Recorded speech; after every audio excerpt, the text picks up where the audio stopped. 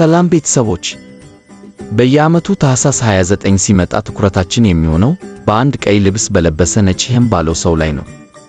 እሱም የገና አባት ነው። ግን ይህ ስጦታ አከፋፋይ አባት ከየት መጣ? ከሰሜን ዋልታ ወይስ ከታሪክ መዛግብት?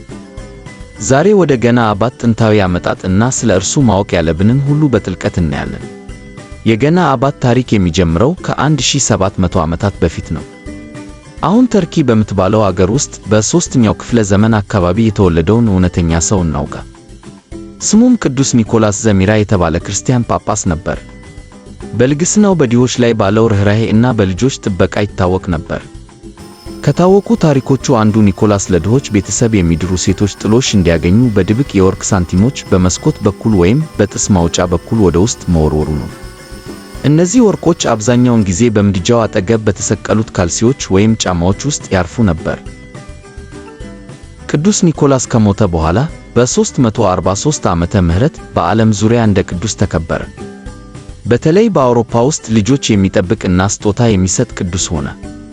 የደች ሰዎች ወይም የሆላንድ ሰዎች ቅዱስ ኒኮላስን ሲንተርክላስ ብለው ይጠሩት ነበር። ይህ ልማድ በ17ኛው ክፍለ ዘመን ወደ አሜሪካ ተጓዘ።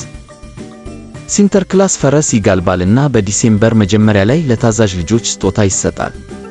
ሲንተርክላስ ስም በአሜሪካ ቅኝ ገዢዎች ዘንድ ቀስ በቀስ ተለውጦ ወደ ሳንታ ክላውስ የሚለው የእንግሊዝኛ ስም መጣ። ነገር ግን ዘመናዊው ገጽታው የተፈጠረው በ19ኛው ክፍለ ዘመን ነው። በ1823 ክሌመንት ሙር የተባለ ሰው ኤ ቪዚት ፍሮም ሴንት ኒኮላስ ዘ ናይት ቢፎር ክሪስማስ በመባል የሚታወቅ ግጥም ጻፈ። ይህ ግጥም የገና አባትን በበረዶ መንሸራተቻ፣ በበረሪ አጋዘን እና በጭስ ማውጫ በመውረድ የሚገለጽበትን ዘመናዊ ገጽታ ፈጠረ። አሁን የምናውቀው የገና አባት ገጽታ የተጠናከረው በ20ኛው ክፍለ ዘመን ነው። አንዳንድ ሰዎች ኮካ ኮላ የገና አባትን ፈጠረ ይላሉ። ያ ትክክል አይደለም። ግን የ1930ዎቹ የኮካ ኮላ ማስታወቂያዎች በሃዱን ሰንብሎም የተሳሉት ስዕሎች ደስተኛውን፣ ወፍራሙን እና ቀይ ልብስ የለበሰውን ገና አባት ምስል በዓለም አቀፍ ደረጃ አጠናክረውታል።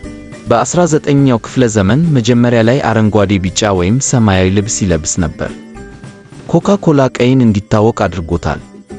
ስለዚህ የገና አባት የጥንታዊ ቅዱስ ኒኮላስ የልግስና ተግባራት፣ የደች ሲንተርክላስ ወግ እና የአሜሪካ ገጣሚዎችና አርቲስቶች ፈጠራ ድብልቅ ውጤት ነው።